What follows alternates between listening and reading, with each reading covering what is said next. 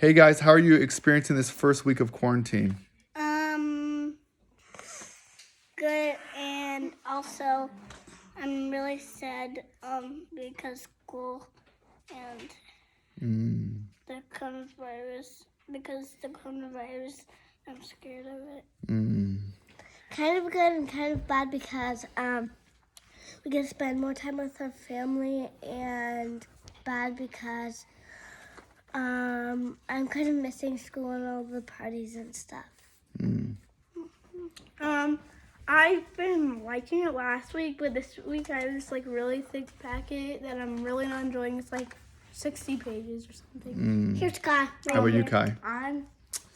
I like it because I like doing my homework. I like finishing it really fast and showing it to everybody. And then I'm redoing my room to make it look like a football room and a sports basketball room. And we're gonna get some jerseys from Marcel Reese. All right. We love Merrick. You can kind of hear the mix of reactions here, but that really sums it up. It's a disorienting time. Bye-bye. But what I'm finding hope in right now is that God's people often go through this pattern of orientation to disorientation to reorientation. And that's just what we see in Psalms 1 through 3 here. Psalms 1 and 2, the psalmist is optimistic. He's talking about the blessed path of the righteous man and God's rulership over the nations. But in Psalm 3, we see quite a different story. The psalmist is looking around and he's surrounded by enemies. And he's saying, how many are my enemies, O God? And it's a disorienting thing because David is the anointed king of Israel, the one ordained to bring peace, order, justice, and beauty to God's people. But he's finding just the opposite surrounding him. But if we read on, we see quickly that David turns his head up towards the Lord and he says, but thou, O Lord, are a shield for me, the glory and the lifter of my head.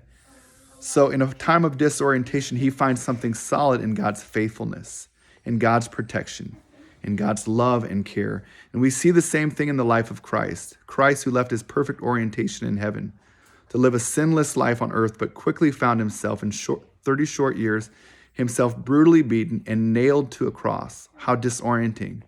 But approaching the cross, we see Christ reorienting himself as he says, but not my will, but thine be done. And on the cross, he further says, into your hands I commit my spirit.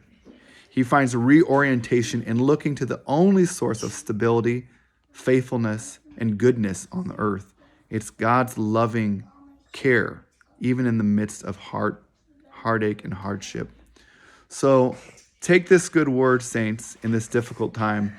There is a God who is involved, who's loving and who cares, who is your shield and the lifter of your head.